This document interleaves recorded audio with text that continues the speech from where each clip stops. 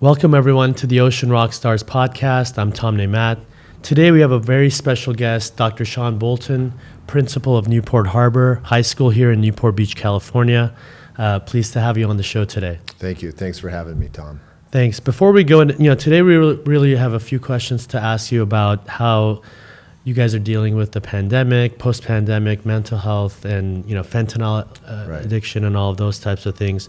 I'm sure the families and the kids, they all have been going through all this, as have the entire society. But before we get into all of that, really wanted to learn a little bit more about how you got into being an educator and an administrator, and just learning more about you. Thank you. And thanks for having me on the show, Tom. I fell into education because I had three coaches who were also in the education athletic-based setting. My high school coach took me under his wing junior year of high school. I was struggling a little bit, had family dynamics, and so he was the athletic director, golf coach. He was also a teacher at Hoover High School in Glendale, California, Los Angeles. Right. And by the time I was a junior, I worked in the athletic director's office with some other coaches who were also teachers, and I became wallpaper. I became part of the fabric of the office. And I was amazed at the intentionality, the passion that they had for the school, for sports, and for education-based athletics and student athletes. And from there, my parents divorced. My dad lived down here in Newport Beach. I went to OCC. My college golf coach at OCC, Dick Tucker, set me up after 2 years of playing golf there with a golf scholarship in Missouri. I went to Missouri, and my golf coach at Missouri really took care of me, and I became a graduate assistant, and then eventually got my teaching credential, my master's degree at Drury University in Springfield, where I really didn't pay anything to go to school because of golf and all that. And so looking back on it, the through line is that I had three coaches who worked at schools that really got me into education and really sparked that passion for helping the next generation and educating the next generation of students. Got it.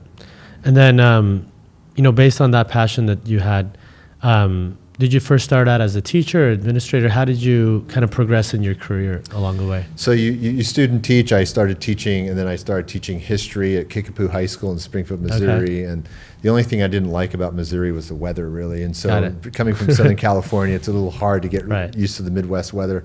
Came back, taught in LA Unified, and then eventually I got a job down here in Newport Mesa. I started teaching at Ensign. So Ensign was my third school that I taught at, and then I got my first administrative job at Estancia High School in Newport Mesa. Okay. Left the district to become principal at Laguna Hills High School in Saddleback Valley, and I was there for 7 years, and then I came back to Newport Mesa as a principal of Newport Harbor, and this is my 11th year there. Well, that's amazing. That's an amazing background, and with all these years of education and administrative experience, you've seen a lot. Yeah. And so I think, it's really valuable to have you here and tell everyone who's listening or watching at home some of the things that they can take away from this. So really the goal behind our podcast is, number one, to educate, and number two, to give some tools and tips to people who at home, don't have access or may not have somebody who they can directly contact. Right. Let's start with our first question. What is the school and the administration doing to keep our kids safe from fentanyl and other drugs? It's awareness. And so we have leveraged TAR TV on campus, which is our TV and film program, to do videos about fentanyl awareness. We had Officer Gunsully from the Orange County Sheriff's Department come in and talk about fentanyl awareness and some of the areas where he sees a lot of fentanyl overdoses and why. We've had parent education series. We've had a number of small group discussions within different groups of students on campus. But basically that's it. And parents seem to think that sometimes you can get the gym full of students and you have an assembly, somebody to come and speak about fentanyl, and that never really works because putting 2,300 teenagers under one roof sometimes doesn't work. But in those smaller group settings, and also using video as a medium to really target students so they're aware of the dangers of fentanyl and where it comes from and why it's dangerous, is the most effective. Right, those are valuable resources, and I think you're right. In terms of the medium, especially younger kids, they're so engaged either watching Netflix or social media, where you got to capture their attention, and they get easily distracted. So I think that's a great way to support it, either small groups or even in the form of media, which is part of the reason we do this, is just to give access to people in different ways. Right. I think our next question is, can you share some stories, experiences that you've come across pertaining to the fentanyl epidemic, how it's, in our community? So at Newport Harbor, we don't see fentanyl. We don't see a lot of fentanyl. We see a lot of alcohol and marijuana at Newport Harbor, like a lot of coastal high schools do. And that's just our school. Where we have seen fentanyl overdoses are within our alumni population of students. The younger adults. The younger after adults, they graduate. exactly. Yeah. And it's heartbreaking. And every year I give to the seniors the day before graduation the "Don't Mess Up Your Life" speech. And basically I tell them I don't want to outlive anybody in this room. And unfortunately, we've had a handful of students, young alum, that have overdosed on fentanyl, and you hear about it through community channels, media. And it's devastating. It's absolutely devastating because a lot of them, you knew them as 16, 17-year-olds, and they had life right in front of them. They had their future, their education, their youth, their health, and they threw it all away. Right. No, I think it doesn't discriminate, it doesn't. And it's one of those things where it could be a one and done situation. So you might have somebody, whether alcohol, marijuana, somebody gives them something, they don't even know it's in there. Right. Or sometimes it's a progression where they eventually that's the drug of choice, but that's not where it started. Right. And I think that's why these educational, resources and other things that we're providing are so valuable, because sometimes you may need to capture someone's attention while they're in high school or during the adolescent years, even if they might not have a severe problem, but it could be something that in an outpatient or therapeutic setting, you could at least start these conversations and work with the family. Absolutely. What are some changes you've seen in students' mental health since the COVID pandemic? I mean, I can tell you personally, I have younger kids in elementary school, and for them, it was such a big loss being Zoom or whatever from home during that 1 year, where it took a lot of time to overcome that. And you had people in high school and college who missed a lot of crucial time with their cohorts. Where did you see, what are the biggest changes you've seen during the time and also afterwards, kind of the lingering effects? That's a great question, Tom. And I have kids too. I have juniors at Newport Harbor High School who are juniors, and so they went through the teeth of the pandemic, and half of 7th grade and most of 8th grade was compromised, and 9th grade started to normalize a little bit. But I think the biggest issue with the pandemic is that it became very political, and there were a lot of lines drawn along political lines, and people forgot about community schools and students and the youth.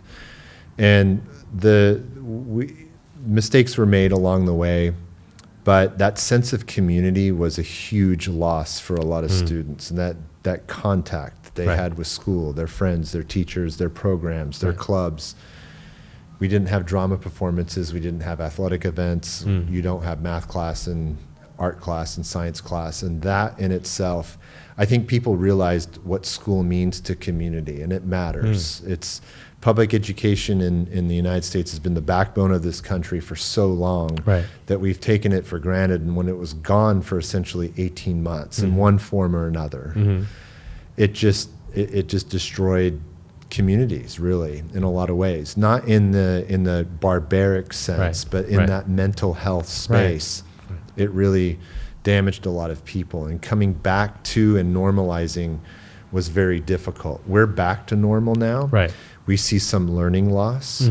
We also see some students that don't have the stamina or the grit that they used to have, that they should have by the time, as a junior, senior in high school. That momentum that you build up going through junior high and 9th grade, 10th grade, and then you're kind of trying to get to getting ready for college in the last phases. But now it's almost, would you say they kind of took a step back and have to recover from that?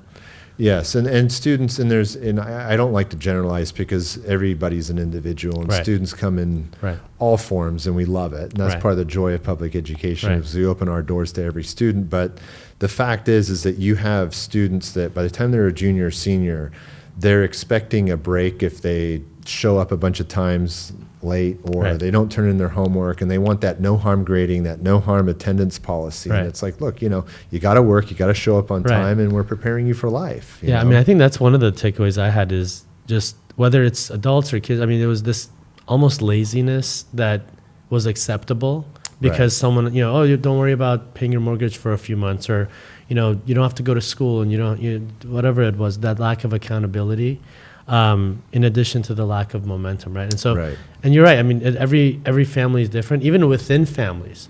I mean, I have 3 kids. They're all different. One of them even if they're not in school, they're reading, I don't even tell them to do it. Right. My other son, he's, you got to really make sure, you tell him 100 times before he does it, right? Like you have to convince him. It's like pulling teeth. Right. But, he also needs that type of support. So when you have the school setting, and then you have, the peers and all of that, that kind of social fabric is something that you can't make. You can't recreate that. You can't. The casual conversations, the casual interactions, the structure, the 8 to 3 o'clock structure, the nutrition break, the lunch break, everything about it it was missing. And it was unfortunate, some of the decisions that were made and some of the directions that we went. And I think that looking back on it, if it ever happens again, you totally understand the people that have underlying health risks, and that's a population of students and employees that you need to take special care of. But there are people that don't have that we could have probably put back sooner, but we didn't have a roadmap. I mean, this was the first pandemic in 100 years, and it was difficult to navigate. I mean, it came out of nowhere, and we had to react, and people, I think, did the best they could. But I think it really highlighted the fact that, we spend so much time worrying about the physical health, whether it's a heart attack, whether it's, the common cold, but we really don't give enough attention to the mental health because people think it's all about willpower, it's all about choices. That's part of it. I mean, obviously that's part of it, but there's more to it than that. And some people really have, issues that need to be addressed. And I think the pandemic really highlighted and compounded that. So, one thing we do here at Ocean Rock, we have our program is a virtual program, so it's a telehealth program, but it's really, there's kind of 2 entry levels. One is somebody who may not have done more intensive, maybe has not done an acute care setting or a detox setting, which are more inpatient. But they're starting to slip, they could be an adolescent, they could be a young adult, but the family notices something, or the individual notices, and they reach out to us. Well, they can get access to care without worrying about being in front of other people during that time. And it could be anywhere from an hour to 3 hours a day, from 1 day to 3 hours a week. So it's not super intensive, but it's enough for them to get, the sufficient type of therapeutic and kind of observational programming that we have. But then there's also kind of a continuum of care, which is, somebody really slipped up. They had, severe issues, and either they're out in the streets because they left home, or the family's really concerned, and they say, hey, look, we can't handle this. We want to send them to a residential or inpatient environment. So they finish that, but then the big transition when somebody finishes a 30, 60, 90-day on-site program is, what do you do next? A lot of times people go back home, and then they just kind of discontinue all that momentum that they built up. So our program really helps you, okay, I can go back home now, and I can still connect with my therapist or with, 1 or 2 of these groups per week, in a way where I'm continuing to build on that momentum, and I don't lose all the progress that I made. So we really can help on either end of that. That's powerful. Yeah. But at the end of the day, we promote both on-site and virtual programming because there's different benefits to different people depending on what stage they are in their recovery. There is no one better than the other. It just depends on what makes the most sense for that person.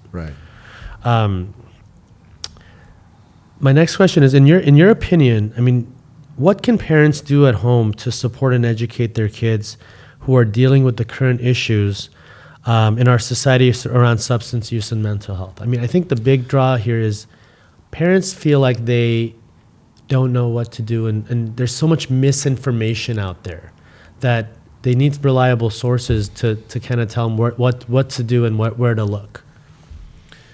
I think it's being open to the fact that people have mental health issues, and they also need care when it comes to, you're explaining the care that you provide within the scope of your organization, which thank you for educating me on that, Sure. because that's a very powerful dynamic that you have there. The fact that you realize that it's not a one and done type Right. of medical setting. We're not going in and taking aspirin and all of a sudden we feel better. It's an ongoing piece of evolving as a human being, and whether it's virtual or in person, or that you're in an office setting, a traditional mortar brick setting, or Right. it's online, that you want to provide that top tier care for people and take care of their mental health. Right. Unfortunately, there are some very strong opinions about mental health and about the care that people seek with mental health, but it matters. And it's an evolving, I think, divide within our society that we need to really pay attention to. It's like anytime there's a paradigm shift with personal rights, human rights, civil rights, whatever it may be, I think mental health is that one frontier that we have yet to really wrap our minds around Right. and what it really means. Right.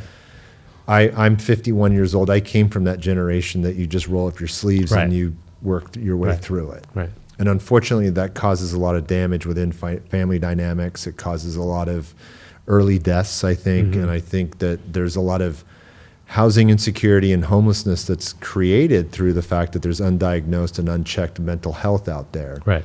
That message has to get to parents that Right. life is a marathon. It's not a short-term sprint, that these issues are real, that your student's experiencing, that your adolescent, that your young adult is experiencing at home, and you need to seek the professional help to get that targeted, intentional intervention and care, Right. which you obviously provide. When it comes to drugs and when it comes to, and a lot of our alcohol and marijuana problems happen off-site. We don't see a lot of it on campus. We Okay. hear about it Monday morning. We hear about some of the parties in the community, Right. some of the nonsense that goes on, the naughty behavior in the community, is knowing exactly where your student is, your child is, Right. who their friends are, where they're hanging out. And it means that you know everything about them, as annoying as it may seem Right. to your child. It's okay to be obnoxious. Yes. And that's the best advice I can give. I mean, Yeah. now with cell phones, you can put on the tracker and you can Right. see exactly where they're going. Right. But it just, I don't know how in today's age you don't know where your child is or what they're doing with all the technology that we have and the wherewithal.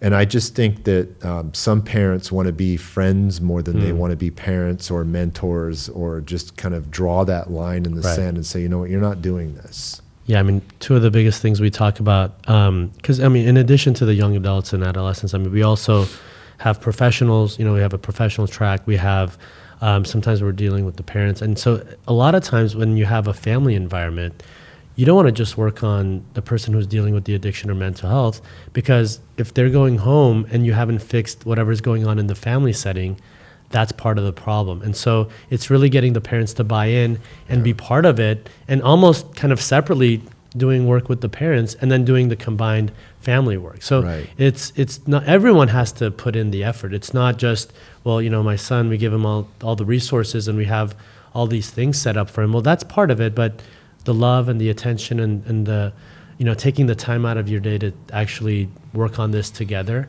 despite maybe some friction in the beginning. Right. Because like you said, if we just want to be friends with them, well, we can buy them nice things and we can Right. hang out and throw parties. But at the end of the day, when something goes wrong, we have to look inside and say, okay, well, we were part of the problem and now we need to be part of the solution, right? Right. Right. But no, I think that hits the nail on the head, and getting the parents to just feel comfortable enough where, and get the support, because a lot of times with parents, they don't know where that line is. They don't think they're crossing it, but the codependency, the enabling, and it's almost like, well, if you do this, the things that worked with education or maybe with sports don't necessarily work with mental health. It's not like, well, if you do this, we'll buy you a car. If you do this, you'll get an A. Or if you do this, you'll become a starter on the team. It's sometimes those things backfire. And so it's really a different way of going about dealing with mental health and addiction, because sometimes the reward is the recovery and the sobriety, not, some fancy thing that could go away. Exactly. Yeah. Exactly. Thanks for kind of corroborating that. really my last question, because I think a lot of people are curious. What are some of the resources that the school provides and the administration provides in the community to support students who are actually at the point where they're dealing with the substance use or mental health issues? So whether it's brought to your attention from the students or the family, what are some resources that you guys have available? So that in itself has really evolved over the last 5 years in our district. He's not new anymore. Our superintendent, Dr. Wes Smith, is in his second year. He's a big believer in mental health care, mental health supports. So is my direct supervisor boss, Assistant Superintendent Carrie Torres. Okay. And so we've created these multiple tiers of student support. And really it starts with teachers, instructional aides. It can be someone who's working in food service or in security that notices different signs within students. Got it. And there's a whole host of variables and a myriad of issues that students could be facing that are identifiable issues that then it elevates to the next level. So our employees are really the front line of identifying students who need help. And then they filter into one of the tiers of intervention that we have in student supports. It can be something as simple as checking in with your guidance counselor. You broke up with a boyfriend, girlfriend, you got in an argument with a parent at home. That's surface level social emotional support. Okay. When it gets a little deeper, when there's self-harm, when there's drug use, when there's all sorts of verbal, physical, or sexual abuse at home, then that reaches a different level of support. Okay. Where we bring in law enforcement, we bring in district office personnel, we bring in some of our third-party organizations to help with that divide as it pertains to that specific student, that specific issue. Got it. And it's pretty robust. Okay. I can safely say that you can really feel that if your student goes to school and they're experiencing one form or another of an issue, that we can take care of it. So they should feel comfortable reaching out, because obviously that's the best way, but also you guys have given the training to the staff to kind of recognize these things. And that actually is in line with what we've talked about in prior podcasts. We've had some psychiatrists and therapists and different professionals within the field, and they've given some tips to the families at home and the parents of identifying symptoms and identifying behaviors at home that may be just a little bit different, or just observing those things. And by doing that, you ask the tough questions, right? Because without asking those tough questions, a lot of times people don't feel comfortable. They don't want to be the bad guy, right? But in this type of situation, leaving someone alone is not the answer. That's how things go the wrong direction. Right. So, I think those are great resources. And it seems like, would you say there's been a real involvement in the school districts over the last few years as these issues have become more prevalent? They have, and those are the variable, and that's the progress and that's the success of our school that doesn't get traditionally measured. Right. There are students that walk across the stage at graduation that 2, 3, 4 years ago were in the depths of mental health despair. They were doing all sorts of things to themselves or engaged in risky behavior, and the support system saved them. Wow. And we don't test that. We Right. don't evaluate it. It doesn't show up on any metric that ranks, profiles, or sorts the school out. Right. But we know it anecdotally. We observe what happens to a student as they evolve.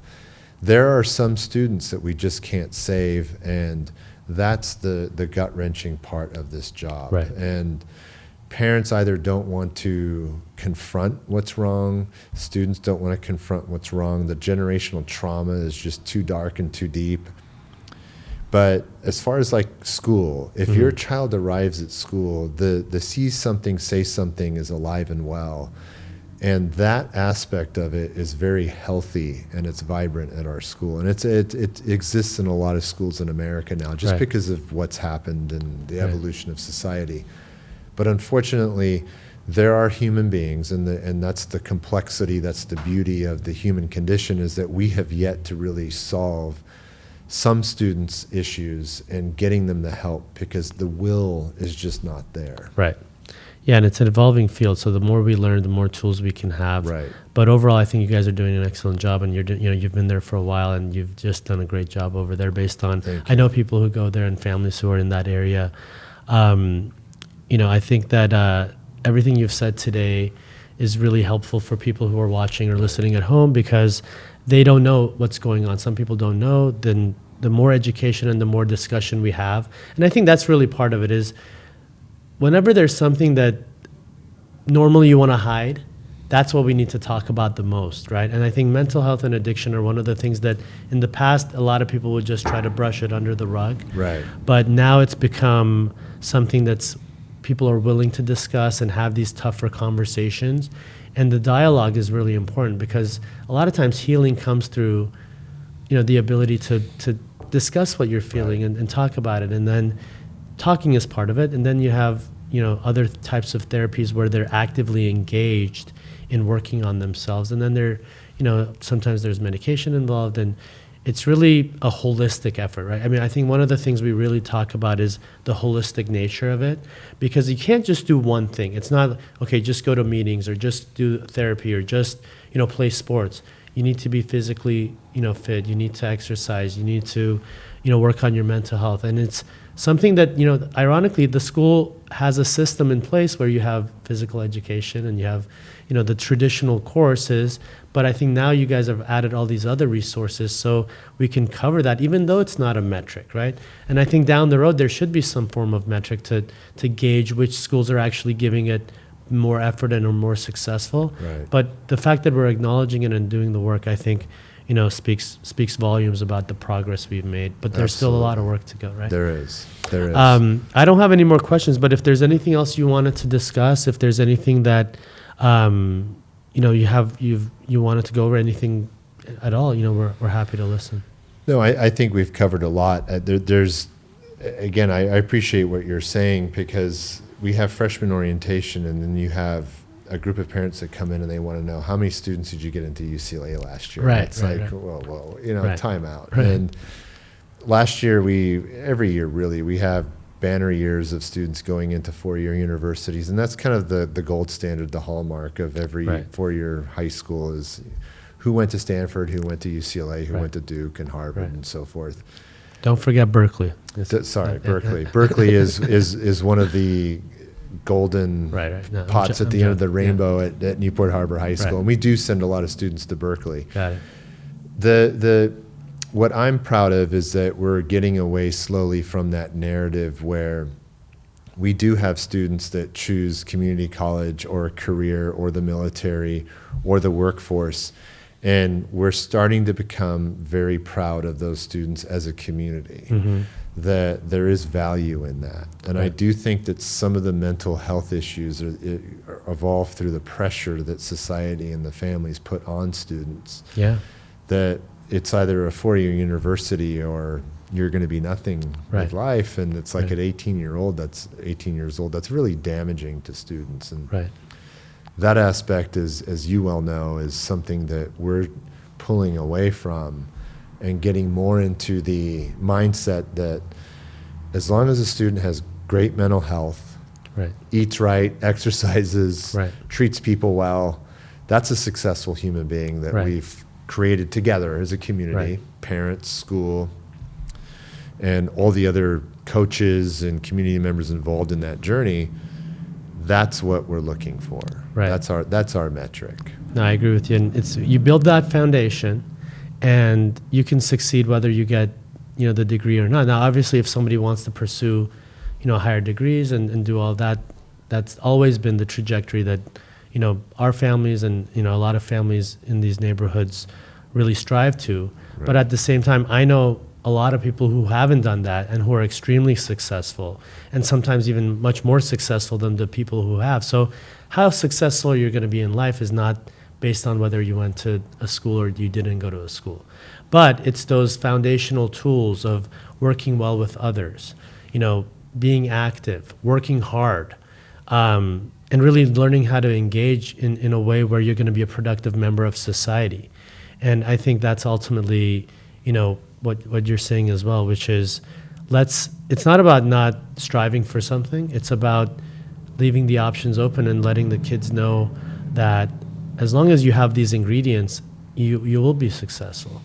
You couldn't have said it any better. You know, we talked a little bit about resources, and we also talked about fentanyl. Do you guys have anything in the schools and with the teachers or with the other staff in the event that somebody does get access to something or maybe bring something on site and there's a potential overdose? We do, and luckily enough, we applied for a state grant, and it's a Narcan grant that we applied for. So we got 300 doses of Narcan on campus, and so every employee has 2 doses of Narcan that's a full-time employee or is there during 8 to 3 o'clock. And we had Hoag Hospital and Newport Beach Police Department train us on how to disperse the fentanyl and what signs human beings are showing if they are indeed overdosing on fentanyl. The great thing about Narcan is that even if you're not overdosing on fentanyl, but you show all the signs of, and it's an accident. So there's a good Samaritan law in California that protects us if we act on something, and it will not harm a human being if they're not overdosing on fentanyl. But the great thing is it's an opioid inhibitor, and so if someone is overdosing on fentanyl, it immediately stops that trigger that could ultimately lead to death. Right, it's extremely important. We have it at all of our facilities as well, and we've seen on multiple occasions and we hand these out as well. So we've seen it work, and it's one of the things where, you know, that's a great resource that you guys have, because if there is an issue and you have access to that, that's going to save a life right there. Right. So thank you so much again for coming out today. If anyone has any questions, you can leave comments, you can reach out. You'll probably leave your information as well if they wanted to reach out to the school. I'm sure there's some contact information. But pleasure having you today. Thank you, Tom. Thanks a lot. Appreciate it. All right.